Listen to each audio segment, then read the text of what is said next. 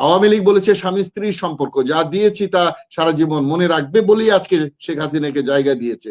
শুধু শেখ হাসিনা নয়, শেখ হাসিনার পুরা পরিবার আজকে এটা চোরের পরিবারে পরিণত হয়েছে সারা পৃথিবীতে। এবং এগুলো করতে গিয়ে ভারতকে অসহযোগী একটা রাষ্ট্র হিসাবে আমেরিকা ডিক্লেয়ার দিয়েছে।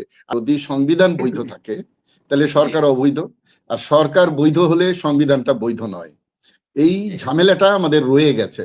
বাংলাদেশের যত বড় বড় সমস্যা তৈরি হয়েছে সব বড় বড় রাজনৈতিক দলগুলো করেছে, আর যত সমাধান হয়েছে সেগুলো ছাত্র জনতা একত্রিত হয়ে সেনাবাহিনীর সমর্থনে সমাধান করেছে।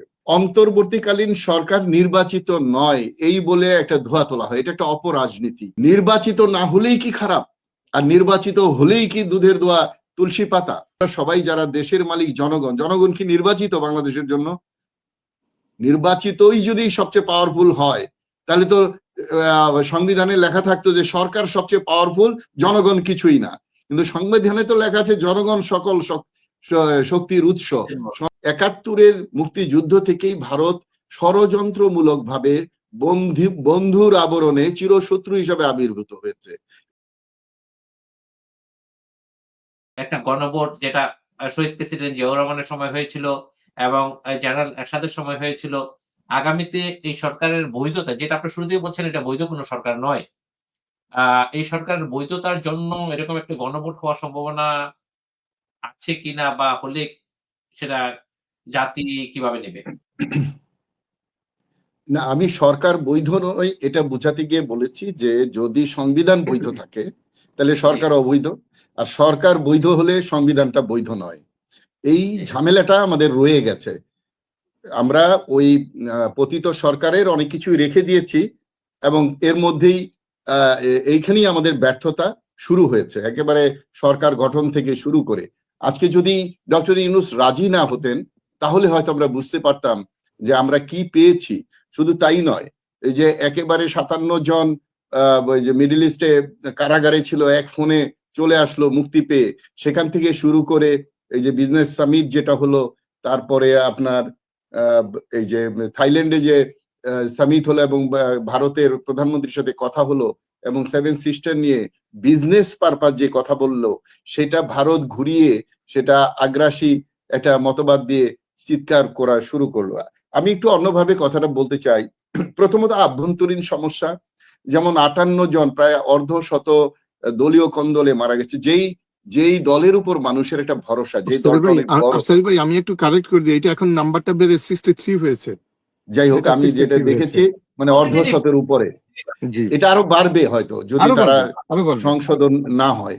তাহলে আমরা দেখেছি যে সাভারে দেখেছি এক ছাত্র লীগের নেত্রীর বাড়িতে গরুর ব্যবসা। আমরা কিছুদিন আগে দেখলাম বিএনপির বাড়িতে চোরাই গরু পাওয়া গেছে।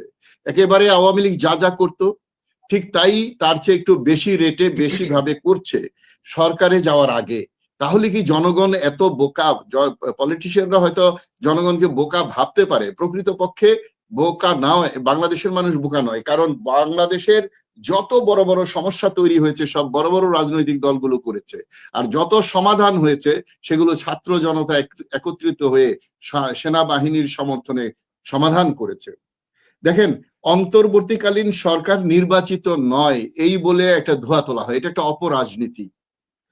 নির্বাচিত না হলেই কি খারাপ, আর নির্বাচিত হলেই কি দুধের দোয়া তুলসী পাতা? এই যে ইংল্যান্ডে তো আপনারা যেখানে আছেন, আপনি সেখানে তো অলিখিত সংবিধানে দেশ চলছে।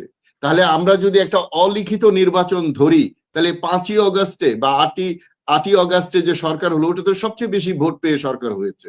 আওয়ামী লীগের পতনের যে যারা জড়িত তারা ছাড়া বাকি সবাই এটাকে সমর্থন দিয়েছে যে ডক্টর ইউনূসকে নিয়ে একটা সরকার হওয়া উচিত। কারো কোনো দ্বিমত ছিল না, এমনকি তার বিকল্পও ছিল না। তাহলে সর্বশ্রেষ্ঠ নির্বাচন তো আমরা 8 আগস্টে করে ফেলেছি। এখন দেখেন, নির্বাচিত নয় বলেই অবজ্ঞা করতে হবে। এই যে আপনি, আমি, আমরা সবাই যারা দেশের মালিক জনগণ, জনগণ কি নির্বাচিত বাংলাদেশের জন্য?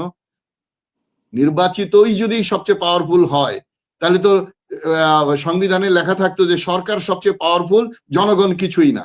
কিন্তু সংবিধানে তো লেখা আছে জনগণ সকল শক্তির উৎস। জনগণ একটা নির্দিষ্ট সময়ের জন্য ভোটের মাধ্যমে নির্বাচিত করে একটা টিমকে, যে কোনো সময় তাকে পতন ঘটাতে পারে জনগণ, এই পাওয়ার জনগণের আছে। তো নির্বাচিত সরকার হলেই ভালো হবে আর জনগণই কিছু সিলেক্টিভ মানুষকে দিয়ে একটা সরকার গঠন করলে সেটা খারাপ হবে, সেটা বড় কথা নয়। আমাদের দেখতে হবে তাদের কর্মপন্থা 8 মাসে তারা কি করতে পারলো এবং ভবিষ্যতে তাদের কি করা সম্ভব হবে। আমরা দেখেছি যে সরকারে যাওয়ার জন্য বা ক্ষমতায় টিকে থাকার জন্য ভারত তোষণটা খুব একটা নীতিতে পরিণত হয়েছিল বাংলাদেশে। কারণ ৭১-এর মুক্তিযুদ্ধ থেকেই ভারত ষড়যন্ত্রমূলক ভাবে বন্ধুর আবরণে চিরশত্রু হিসাবে আবির্ভূত হয়েছে। এটা বুঝতে হবে। এটা ভাসানী বলে গেছেন, শেরে বাংলা ফজলুল হক বলে গেছেন যে ভারতকে যারা বুঝতে পারবে যে প্রজন্ম, সেই প্রজন্মই হবে সর্বশ্রেষ্ঠ সন্তান জাতি। তো এইটা এই প্রজন্ম বুঝতে পেরেছে বলেই আজকে বাংলাদেশের মানুষ ভারত বিদ্বেষী, ভারতের আচরণে আমাদের কোনো কারণ ছিল না ভারতের, তারাই তাদের ভুল রাজনীতির জন্য, যেমন পাকিস্তানের ভুল রাজনীতির জন্য পাকিস্তান ভেঙেছে, বাংলাদেশের সৃষ্টি হয়েছে, ঠিক ভারতের ভুল রাজনীতির জন্য বা বিজেপির বা মোদির ভুল রাজনীতির জন্য ভবিষ্যতে আমাদের পড়শি দেশ ভারতও খণ্ড বিখণ্ড হতে পারে। আজকে দেখেন কলকাতায় ব্যবসা বাণিজ্য বন্ধ হয়ে গেছে, মানুষ হাহুতাশ করছে, তারা নিজের নাক কেটে পরের যাত্রা ভঙ্গ করতে চায়, তারা ভিসা বন্ধ করে তারা নিজেরাই বিপদে পড়েছে, তারা ট্রানজিট বন্ধ করে তাদের ট্রানজিট বন্ধ করা হয়েছে। এই যে আজকে ঘোষণা দেওয়া হয়েছে যে সিলেট থেকে কার্গো প্লেন দিয়ে বিভিন্ন তৃতীয় দেশে মালামাল পাঠানো যাবে। আমরা যতই ভারত বাধা দিচ্ছে ততই আমরা আমাদের নিজের পায়ে দাঁড়াচ্ছি এবং সামনের দিকে অগ্রসর হচ্ছি। এই যে এমন একটা আচরণ ছিল রাজনৈতিক দলের, আপনাদের মনে আছে জাতীয় পার্টির নেতা এসে বলল গত নির্বাচনের আগে, ভারত যা বলে দিয়েছে আমি এটা বলতে পারবো না ওনাদের অনুমতি ছাড়া। আওয়ামী লীগ বলেছে স্বামী স্ত্রীর সম্পর্ক, যা দিয়েছি তা সারা জীবন মনে রাখবে বলেই আজকে শেখ হাসিনাকে জায়গা দিয়েছে। শুধু শেখ হাসিনা নয়, শেখ হাসিনার পুরা পরিবার আজকে এটা চোরের পরিবারে পরিণত হয়েছে সারা পৃথিবীতে। এবং এগুলো করতে গিয়ে ভারতকে অসহযোগী একটা রাষ্ট্র হিসাবে আমেরিকা ডিক্লেয়ার দিয়েছে।